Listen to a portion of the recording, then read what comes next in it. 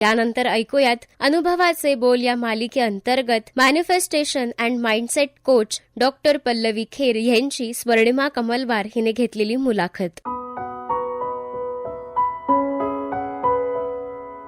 नमस्कार मित्रांनो, अनुभवाचे बोल या मालिकेच्या आजच्या भागात मी स्वर्णिमा आपल्या सगळ्यांचं अगदी सहर्ष स्वागत करते. मित्रांनो, आपल्या सगळ्यांचंच आयुष्य हे सध्या खूप धकाधकीचं झालंय. कामाचं प्रेशर, जॉबचं टेन्शन या सगळ्या गोष्टी आपल्या रोजच्या जीवनाचा एक अविभाज्य भागच बनलेत. त्यामुळे या सगळ्यावर मात करत स्ट्रेस फ्री कसं राहायचं हा एक मोठा प्रश्न आपल्या सगळ्यांना पडलाय. आजच्या अनुभवाचे बोल या मालिकेत आज आपण याच विषयावर चर्चा करणार आहोत. त्यासाठी नागपूर आकाशवाणीच्या स्टुडिओत आहेत माइंडसेट कोच आणि manifestation coach doctor Pallavi Kher. Ma'am, आपलं नागपूर आकाशवाणीच्या स्टुडिओत खूप खूप स्वागत. धन्यवाद. धन्यवाद. मी जसं म्हटलं तसं की आपण स्ट्रेस फ्री आयुष्य जगण्यावर आज गप्पा मारणार आहोत किंवा बातचीत करणार आहोत. तर मला सगळ्यात पहिल्यांदा स्ट्रेस, प्रेशर आणि माइंडसेट याबद्दल थोडक्यात सांगायचं असेल तर तुम्ही काय सांगाल? फारच सुंदर प्रश्न आहे आणि बरेचदा मला लोक विचारतात स्ट्रेस आणि प्रेशर खूप वाढलाय.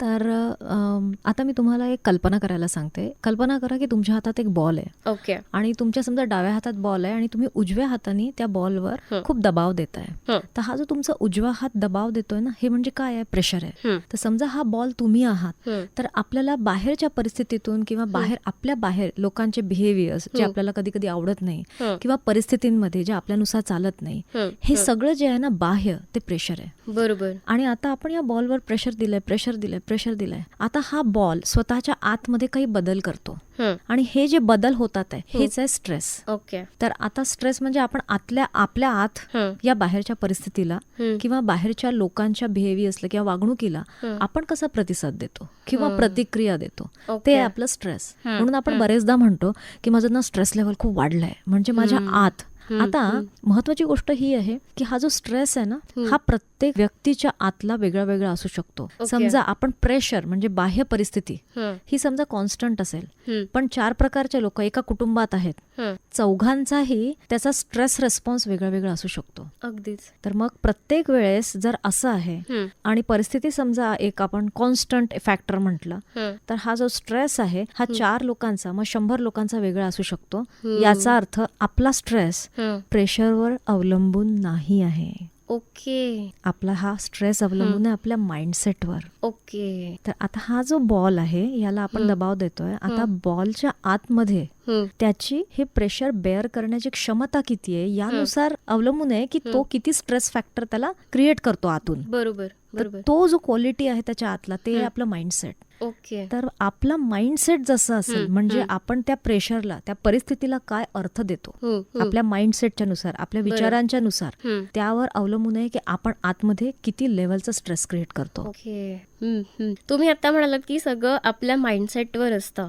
तर मला हे विचारायचंय की स्ट्रेस आणि प्रेशर वाढल्यामुळे माइंडसेट चेंज होतं की माइंडसेट चेंज झाल्यामुळे हे सगळं वाढतं?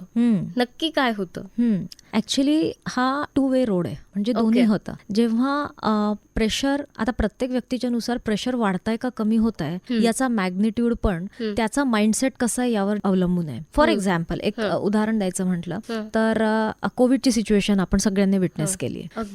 खूप साऱ्या लोकांना त्याचा शारीरिक त्रास झाला, मानसिक त्रास झाला आणि खूप लोकांनी खरंच आपल्या कुटुंबियांना पण गमावलेलं आहे. पण असेही लोक होते ज्यांना कोविड झालंच नाही आणि त्यांच्या घरी असलेल्या कोविडच्या लोकांची त्यांनी सेवा केली.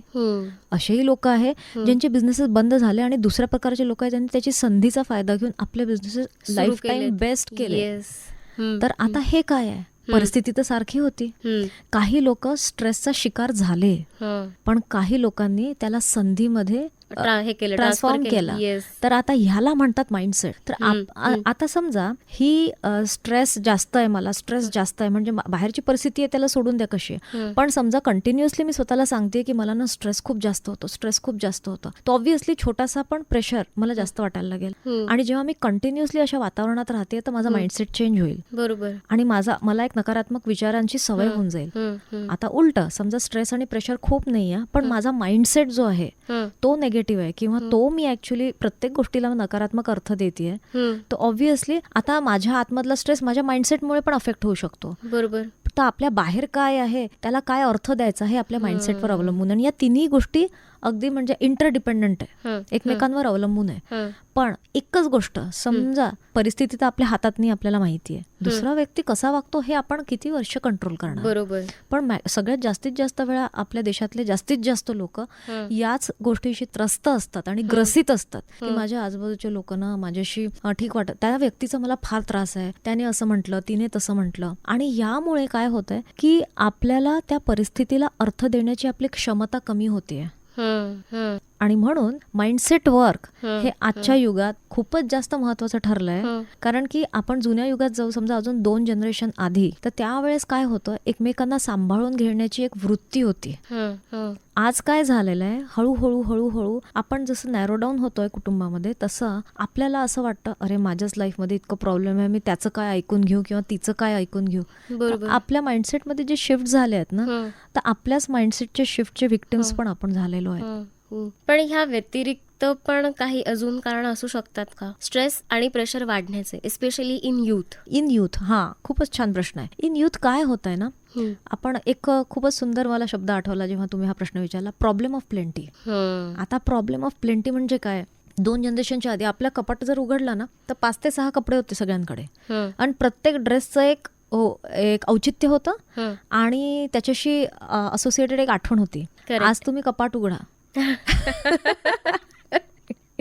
बरं, हे कपड्यांनुसार नाही आहे, पण आता तुम्ही तुमचा फक्त आपल्याजवळ ही जी आयताकृती हा आपला काळा डब्बा आहे ना, याला आपल्या पर्समधनं काढा, फक्त तुम्ही उघडा. तुम्हाला ऍक्च्युअली काहीतरी एक मेसेज चेक करायचं होतं किंवा रिमाइंडर चेक करायचं होतं, 15 मिनिटांत स्वतःला विचारा, तुम्ही विसरून जाल कुठल्या कामासाठी काढलं. करेक्ट. का? कारण प्रॉब्लेम ऑफ प्लेंटी. उघडल्याबरोबर इतकी सारी माहिती आहे त्यात, इतकी सारी इन्फॉर्मेशन आहे, आणि आपलं ब्रेन जे आहे ना ते फार क्युरियस आहे, म्हणजे त्याला उत्सुकता आहे जाणून घ्यायची, आणि त्यामुळे आपल्याला ह्या इन्फॉर्मेशनला कन्झ्युम करण्याला खूप आवडतं.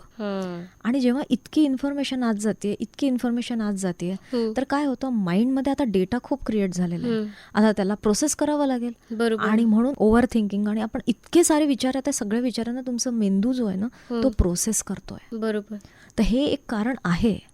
पण मग यासाठी आवश्यक आहे की तुम्ही किती सजग आहात आणि तुम्ही स्वतःला किती ओळखता. आता सध्याच्या युथमध्ये यामुळे काय झालेलं आहे की त्यांना स्वतःची ओळख जी येते ते विसरली आहेत. म्हणजे मी कोण आहे ह्या प्रश्नाचं कधी, हा प्रश्न त्यांनी स्वतःला विचारला नाही. समजा त्यांनी हा प्रश्न विचारला ना स्वतःला, तर जे उत्तर आतून येईल तिथं त्यांना त्यांच्या भावना आणि त्यांचे ऍक्शन्स घ्यायला इतकी मदत होईल की बाह्य परिस्थिती त्यांची ओळख या मजबूत ओळखीला तोडू शकत नाही. म्हणजे एकदा पर्पज ऑफ लाईफ कळलं, एक्झॅक्टली, गोष्टी सोप्या होतील. कारण एकदा तुम्हाला कळलं तुम्ही कोण आहे, आणि 3 प्रश्न आहे, मी कोण आहे, मी इथे का आलेलो आहे, आणि माझ्या रोजच्या दैनंदिन जीवनाचा आणि कामाचा हेतू काय आहे. या 3 प्रश्नांचे जर तुम्हाला उत्तर मिळाले ना, तर जीवन तर एक खूपच सुंदर खेळ आहे. पण मग ही उत्तरं मिळवायची कशी? ही उत्तरं मिळवायची कशी, सगळ्यात आधी रोजच्याच आपल्या परिस्थितीमध्ये आपण स्वतःला विचारलं ना, हे साधं आहे, मी हे जे करते का करते. फॉर एक्झाम्पल, तुम्ही सकाळी उठता आणि ब्रश करता. तुम्ही ब्रश का करता माहितीये? कारण लहानपणापासून सगळ्यांनी सांगितलंय म्हणून तुम्ही ब्रश करता, कारण हेच तुम्हाला आई वडिलांनी शिकवलंय. पण ऍक्च्युअली मी ब्रश का करत आहे, कारण माझे टीथ क्लीन झाले पाहिजे. आता तुमची ब्रशची मुवमेंट चेंज होऊन जाईल. आता सगळे करता म्हणतात झालं, मग तुम्ही डेंटिस्ट कडे जातात, मग डेंटिस्ट सांगतात अरे हे ना एकतर खूप जास्त तुम्ही ओव्हर एन्थुझियास्टिकली ब्रश केलंय, किंवा काही एरियात तुमचं ब्रश होत नाहीये का, कारण हेतू नाहीये ना कनेक्टेड. तर आता मी इथं ब्रशिंगचं रेग्युलर उत्तर दिलंय, पण असं कुठलंही तुम्हाला कुठे बाहेर जायचंय, तुम्हाला करिअर पाथ चूज करायचंय, तुम्हाला जॉब घ्यायचाय, तुम्हाला कुठला तरी बिझनेस करायचा आहे, हे मला का करायचंय, हे जेव्हा तुम्ही स्वतःला विचाराल, हे उत्तर तुम्हाला बाहेरचा व्यक्ती देऊच शकत नाही, हे तुमच्या आत आहे. आणि हे आतून जेव्हा उत्तर येणार ना, तेव्हा तुमच्या जीवनातले छोटे मोठे सगळेच प्रॉब्लेम सॉल्व्ह व्हायला तुम्ही स्वतःसाठी सक्षम आहात. बरेचदा असं होतं की आपल्याला आतमध्ये उत्तरं माहिती असतात, पण बाहेरची परिस्थिती काहीतरी वेगळी असते, सो कुठेतरी तडजोड येते आणि तिथून सगळा खेळ बदलतो. मग अशा परिस्थितीत कसं डील करायचं ह्या गोष्टींना? बरेचदा काय असतं की खूप सारे लोक, एक पर्टिक्युलर पर्सनॅलिटी टाईपचे लोक, ज्यांना लहानपणापासून समजा आपले संस्कार जे असतात लहानपणापासून, त्यात समजा कुठल्याही घरातल्या मोठ्याने किंवा शिक्षकांनी असं म्हटलं असेल की अरे असं का म्हटलं किंवा असं का हसली किंवा हे शब्द का वापरले, यांनी त्यांना वाईट वाटेल बरं. हे एक वाक्य त्या छोट्या बाळाच्या, छोटं बाळ म्हणजे पहिल्या 10 वर्षाच्या आतमधलं, त्या मुलाच्या किंवा मुलीच्या डोक्यात जडलेलं आहे. आता तिला लक्षात आलं या बाळाला की हे शब्द वापरले तर दुसरे नाराज होतात आणि दुसरे नाराज म्हणजे ही धोक्याची बाब आहे, कारण आईला हे आवडत नाहीये. याचा अर्थ माझं काम आहे नेहमी हे बघणे की दुसरे आनंदी आहेत का. आता ही एक धारणा झाली, हा एक विश्वास झाला. आता या विश्वासामध्ये महत्वाचं काम काय आहे, माझी आई किंवा बाबा हे माझ्या जीवनाचे हिरो आहेत. आता मला पूर्ण वेळ यांना आनंदी ठेवायचं आहे. आता ही व्यक्ती 20 वर्षाची होईल किंवा 40 वर्षाची होईल, हिच्या डोक्यात हेच आहे की माझ्या बाहेरचा समोरचा व्यक्ती आनंदी झाला पाहिजे. तर याला आपण पीपल प्लीजिंग सिंड्रोम म्हणतो. मग आता मला माहितीये मला आतमध्ये काय करायचंय, मला ऍक्च्युली हे शिक्षण घ्यायचंय. फॉर एक्झाम्पल समजा मला म्युझिकमध्ये करिअर करायचंय, पण कदाचित माझी आई आनंदी नाही होणार. तिला वाटेल तू म्युझिकमध्ये करिअर केलं तर तुला काय होईल, म्हणजे तू काय कमावशील, काय मिळेल, त्याच्यापेक्षा तू सायन्स घेऊन घे. पण मला ऍक्च्युली सायन्स नाही घ्यायचंय, पण माझ्या आतला जो संस्कार आहे, आई नाराज नको व्हायला, मग त्या पोटी मी काय करीन, जाऊ दे ती आनंदी तर मी आनंदी. तर पीपल प्लीजिंग सिंड्रोम मध्ये मग तुम्ही ते हे घेता. पण मग नंतर काही वर्षांनंतर तुम्हाला हे लक्षात येतं, बरेच असे उदाहरण आपल्या आजूबाजूला, ते मी केलं, ते चूक केलं, मी फक्त आई वडिलांना खुश करण्यासाठी डॉक्टर बनले, अदरवाईज मला काही या फील्डमध्ये इंटरेस्ट नव्हता. असे आहेत. पण समजा स्वतःची ओळख पटलेली आहे की मी कोण आहे आणि मी इथे का आहे आणि माझं हे चॉईस करण्याच्या मागे हेतू काय आहे. आता तुम्ही बसून तुमच्या आई वडिलांशी किंवा तुमच्या आजूबाजूच्या लोकांशी व्यवस्थित चर्चा करू शकता. जेव्हा चर्चा होते म्हणजे कम्युनिकेशन होतं, डायलॉग होतो, तेव्हा एक उत्तर येतं आणि दोन्ही बाजू एकमेकांना समजून घ्यायचा प्रयत्न करतात. पण बरेचदा आपण चर्चा करण्यापर्यंत आपलं पाऊल उचलत नाही, कारण आपल्या आत भीती आहे ते नाराज झाले तर. आणि हा पीपल प्लीजिंग सिंड्रोम आपल्या भारतीय लोकांमध्ये फार जास्त आहे. हे सगळं स्ट्रेस येऊ नये किंवा थोड्या प्रमाणात कमी व्हावा या हिशोबाने आपण बोललो. पण समजा ऑलरेडी ह्या सगळ्या स्टेजेस कव्हर केलेत आणि आपण ऑलरेडी भरपूर स्ट्रेस आणि प्रेशरमध्ये आहोत, तर हे ओळखण्याचे सिम्पटम्स काय आहेत? या ओळखण्याचे फार सारे सिम्पटम्स आहेत, मानसिक आणि शारीरिक. आता मानसिक म्हटलं तर त्यांना निर्णय क्षमता त्यांची कमी होऊन जाते. कारण का कमी होते, कारण तुम्ही जेव्हा स्ट्रेस आणि प्रेशरमध्ये असतात तर तुमच्या शरीरातले पुष्कळशे फंक्शन्स जे आहेत ते सप्रेस होऊन जातात. तुमची निर्णय क्षमता जी तुमच्या मेंदूच्या समोरचा प्रीफ्रंटल कॉर्टेक्स म्हणून डिसाईड होते, त्याचं सप्रेशन होतं. मग तुम्हाला शरीरावर त्याचे सिम्पटम्स कसे येतात, तुमचे डायजेस्टिव्ह फंक्शन्स अफेक्ट होतात. बरेचदा जे लोक खूप जास्त क्रॉनिक स्ट्रेस मधून जात असतात त्यांना एक तर भूक लागत नाही किंवा त्यांना लूज मोशन्स किंवा खूप भूक लागते, म्हणजे वेगळे वेगळे इरिटेबल बॉवेल सिंड्रोम, वेगळ्या वेगळ्या गोष्टी असतात. तर यात काय होतंय, तुमचं आता डायजेस्टिव्ह प्रोसेस अफेक्ट होत आहे, कारण तुमच्या शरीरामध्ये स्ट्रेस हॉर्मोन कॉर्टिझॉल, ॲड्रेनालिन याचं प्रमाण खूप वाढलेलं आहे. मग ह्यामुळे शारीरिक आजार पण खूप सारे असतात. आता आपण ब्लड प्रेशर, डायबेटीज हे सगळं ऐकतो, lifestyle diseases, auto immune diseases किंवा थायरॉइड आजकाल खूप ऐकायला मिळतं, असे वेगळे वेगळे हॉर्मोनल इम्बॅलन्स. तर आपल्याला वाटतं की हे आता ऐकतोय, पण मला खरंच सांगा 40-50 वर्ष आधी लोकांनी ऐकले तरी होते का हे शब्द? नव्हते ऐकले ऍक्च्युली, फार रेअर असायचं. तर आता आपल्यासाठी जे नॉर्मल आहे ते ऍक्च्युली नॉर्मल नाहीये आणि त्याचा शरीरावर परिणाम होतो. तेव्हा फार तरुण वयात सुद्धा खूप सारे लोक या रोगाने ग्रसित होतात. हे इंटेन्शनली नॉर्मलाइज केलं जाते असं कुठेतरी तुम्हाला वाटतं का? हे इंटेन्शनली नॉर्मलाइज केलं जातं. ऍक्च्युली कसं आहे ना, हे तर नॉर्मल आहे, हा पण आपला एक सामाजिक विश्वास हा ही एक धारणा आहे. फॉर एक्झाम्पल, अरे आता काय ना 40ची झाली आहे यार, आता बीपीची गोळी घ्यावी लागते, 40 नंतर बीपी होणं तर नॉर्मल आहे ना. कोणी म्हटलं नॉर्मल आहे? कुठे लिहिलंय? नॉर्मलचे पॅरामीटर्स बदलले आहेत जनरेशन नुसार किंवा काळानुसार असं म्हणता येईल. आपण जनरलाइज खूप करतो. ओके, ते नाही करायला पाहिजे. आपण जनरलाइज कसं करतो? फॉर एक्झाम्पल, माझी आई तर नेहमी असंच करते, माझे बाबा तर असेच करतात, माझी बहीण अशीच आहे, माझा भाऊ, तर आपण हे नेहमी असंच करतात. आता हा आपल्या कुटुंबियांचा एक विश्वास. आता आपण समाजात जेव्हा जातो, अरे हे असंच असतं, ते तसंच असतं, ही जी आपली जनरलायझेशनची सवय आहे ना, ही इथे पण येते आणि म्हणून आपण जास्त स्ट्रेसमध्ये असतो. किंवा जेव्हा तुम्ही कारण जनरलाइज करता याचा अर्थ काय आहे, हेच होणार, याशिवाय दुसरं पॉसिबल नाही. आता तुमच्या मनाला काही आशा दिसत नाहीये आणि जेव्हा आशा दिसत नाही तर ते गिव्हअप करतं, सोडून देतं आणि म्हणून स्ट्रेस वाढतो. पण जर तुम्ही अवेअर आहात की हे जे स्ट्रेस आहे हा माझ्या आतला रिस्पॉन्स आहे, बाहेरच्या परिस्थितीला माझा जो रिस्पॉन्स किंवा रिॲक्शन आहे हे बदलवण्याची कॅपॅसिटी माझ्यामध्ये आहे, हा जर अवेअरनेस असेल, तुम्ही कॉन्शियसली स्वतःच्या आतमधला स्ट्रेस लेवल कमी करू शकता आणि तुमच्या स्वप्नाचं आयुष्य तुम्ही जगू शकता. कारण आपल्या ह्याच्यात आपण ओम ऐकलंय. ओमचा अर्थ काय? आय एम, मी आहे. तर मी माझ्या सृष्टीचा निर्माता आहे. I am the creator of my life. बरोबर. तर जर स्ट्रेस आहे तर याची पण निर्माती मीच आहे. जर आनंद आहे तर त्याची पण निर्माती मी आहे. तर आता हे सेल्फ ब्लेम नका घेऊ. याला हे बघा, जर माझं जीवन अगदी खड्ड्यात पडल्यासारखं मला वाटतंय आणि जर हे मी निर्माण केलं, याचा अर्थ आकाशात पण मी उडू शकते आणि तेही मी निर्माण करू शकते. कारण मीच निर्माती आहे. बरोबर. स्ट्रेस फ्री राहण्यासाठी या व्यतिरिक्त आपण आणखीन काय करू शकतो? बरेचदा असं होतं, लोक किंवा आपल्याला पण असं आतून वाटत असतं की यासाठी आपण थेरपी घेतली पाहिजे किंवा काउन्सिलिंग सेशन्स घेतले पाहिजे. पण एक टॅबू असतो की लोक लेबल करतील की अरे हा तर थेरपी घेतोय किंवा ही तर थेरपी घेते. सो कुठेतरी ते असतं की जाऊ दे, लोक काय म्हणतील. पण मग याला कसं आपण दूर करू शकू? खूपच छान प्रश्न आहे. ॲक्च्युली सत्य परिस्थिती काही वेगळी आहे. तुम्ही बघाल, समजा आपल्या देशात किंवा जगभरात जेवढे खूप जास्त सफल व्यक्तिमत्व आहे, जे पण तुम्हाला जे नाव येत आहे या देशातलं या पूर्ण जगातलं, त्या प्रत्येक व्यक्ती सोबत एक लाईफ कोच आहे. सो लाईफ कोच सोबत काम करणं एक खूपच चांगली, ॲक्च्युली एक चांगली पद्धत आहे स्वतःकडे चेक ठेवण्यासाठी. कारण बरेचदा आपण आपल्या डोक्यात जे फिरवतो ना, ते आपल्यासाठी सत्य असतं आणि सत्य काही वेगळं असतं. पण जेव्हा एक ट्रेंड व्यक्ती तुमच्यासोबत रोज कम्युनिकेट करतोय, तर तुम्हाला एक दुसरा पॉइंट ऑफ व्ह्यू मिळतो. जीवनात तुम्ही लवकर समोर जाऊ शकता.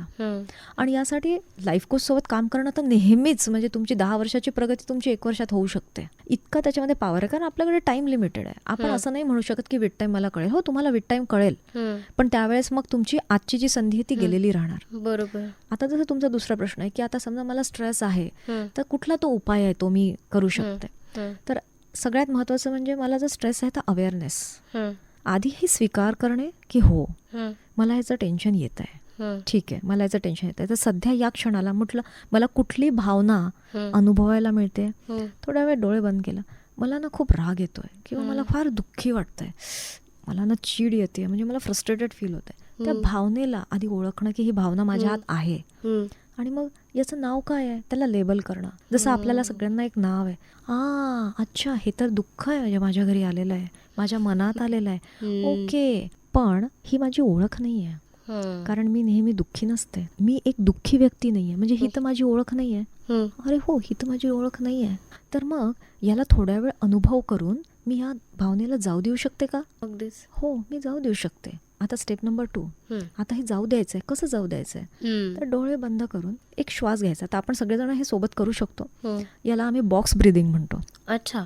तर याच्यात काय 4-4-4 फॉर्म्युला असतो. तर जेव्हा आपण श्वास आत घेतो ना, तर 4 अंक म्हणायचे. 1, 2, 3, 4. आता तिथेच श्वास थांबवायचा आहे.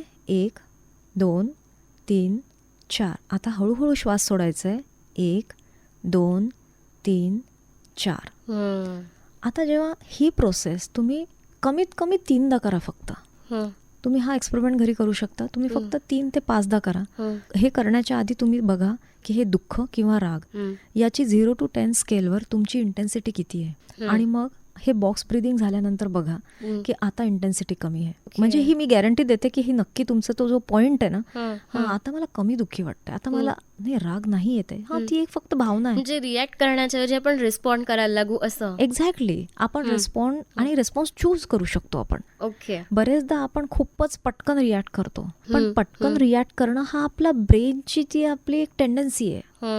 पण ते कंट्रोल करणं हे आपल्या हातात आहे. शरीर, मन आणि आत्मा हे तिन्ही एकमेकांशी जुळले गेले आहेत. समजा आपण आपल्या शरीराचा ताबा घेतला की हो, जे मी विचार करते किंवा जी भावना आहे हे तर टेम्पररी आहे, तर मग आपल्याला त्याला दूर सारणं सोपं होईल. आणि तुम्ही बघा ना, आज तुम्ही फक्त अजून एक एक्सपेरिमेंट करा की दिवसातले 4 प्रहर घ्या. आज सकाळी 9 वाजता मला कसं वाटतंय लिहून घ्या.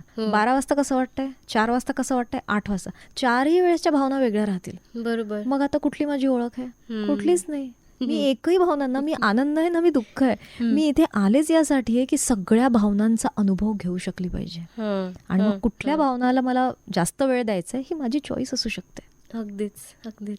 जाता जाता आपल्या युथला काय मेसेज द्याल? जर तुम्हाला स्ट्रेस किंवा तुम्हाला प्रेशर हे समजा फील होत आहे, तर हा ऍक्च्युली तुम्हाला खाली आणण्याचा मार्ग नाहीये. हा एक इंडिकेशन आहे किंवा हा एक संदेश आहे युनिव्हर्सचा की स्वतःला ओळखा, आणि ही तुमची ओळख नाहीये. तर स्वतःची ओळख निर्माण करणे यासाठी जरुरी आहे आधी स्वतःला ओळखणे. स्वतःला ओळखणे ही एक प्रोसेस आहे. जर तुम्ही एकदा स्वतःला ओळखलं तर या जीवनातलं कुठलंही कार्य असं नाहीये जे तुम्ही नाही करू शकत. फक्त एवढंच आहे की यू थोडे हरवलेले, जसं आपण सांगितलं की ओव्हर थिंकिंग, कारण ओव्हर इन्फॉर्मेशन आहे. तिथून थोडंसं जर बाहेर निघाले आणि स्वतःसोबत वेळ काढायला लागले ना, स्वतःसोबत जास्त वेळ घालवायला लागले, तर ही स्वतःची ओळख, स्वतःला विचारणे आणि स्वतःचा हेतू काय, माझा पर्पज ऑफ लिव्हिंग काय आहे, हे मिळणं फार सोपं होऊन जाईल. आणि जीवनातनं काय मिळवायचंय हे महत्वाचं इतकं नाहीये, कारण की आपल्याला समजा हिमालय चढायचं, हिमालयाच्या त्या टोकावर चढल्यावर आनंद नाहीये, त्या टोकापर्यंत जाण्याचा प्रवास मी किती सुंदर करू शकते. तर जीवन हा प्रवास आहे. आपण काय करतोय, आपण एक गोल ठरवतो आणि त्याच्या मागे खूप धावतो. अरे पण ते धावतानाचा जो रस्ता तर बघ, आजूबाजूला कुठल्या रंगाची झाडं आहे, बर्फ आहे का, किती सुंदर फुलं आहे. तर जीवन तो प्रवास आहे, तो एन्जॉय करा, हेच मी म्हणेन युथला. खूपच छान. तुम्ही वेळात वेळ काढून आलात आणि इतकी छान माहिती आपल्या सगळ्या श्रोत्यांना दिली, त्याबद्दल नागपूर आकाशवाणीतर्फे मी तुमचे मनापासून आभार मानते. Thank you so much. It was great having you. You are most welcome. मला फार आनंद झाला इथे बोलून, आणि म्हणजे काय माहित हा वेळ कसा गेला कळलंच नाही. Thank you so much for having me. Thank you. चला तर मग मित्रांनो, पुन्हा भेटूयात अनुभवाचे बोल या मालिकेच्या पुढच्या भागात नवीन व्यक्तीसह आणि नवीन विषयासह. तोपर्यंत स्वर्णिमाचा नमस्कार.